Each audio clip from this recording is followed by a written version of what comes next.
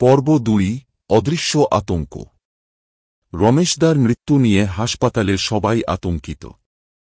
Postmortem রিপোর্টে কিছুই স্পষ্ট বোঝা গেল না, অথচ গলায় স্পষ্ট কামড়ের দাগ। ডাক্তার মিশ্র রাতের ডিউটিতে ছিলেন। তিনি রাতের পাহারা বসানোর সিদ্ধান্ত নিলেন। নার্স শিলা ও আরও ২ ওয়ার্ডবয় রাতভর হাসপাতালের করিডোরে টহল দিতে লাগল। রাত তখন ৩টে। ৩০৮ নম্বর কেবিন থেকে মৃদু কান্নার শব্দ শোনা গেল। শিলা ধীরে ধীরে দরজা ঠেলে ভেতরে ঢুকলেন। বিছানার রোগী, একজন মধ্যবয়সী মহিলা, কাঁপছেন।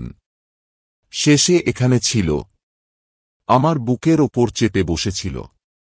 হঠাৎ বাতাসে কেমন একটা নোনতা, পচা গন্ধ ভেসে এল। আলোটা মুহূর্তের জন্য টিম টিম করে উঠল। শিলা পেছনে তাকালেন। করিডোরের শেষ মাথায় দাঁড়িয়ে আছে একটা ছায়ামূর্তি। দুটো লাল চোখ জ্বলজ্বল করছে অন্ধকারের মধ্যে।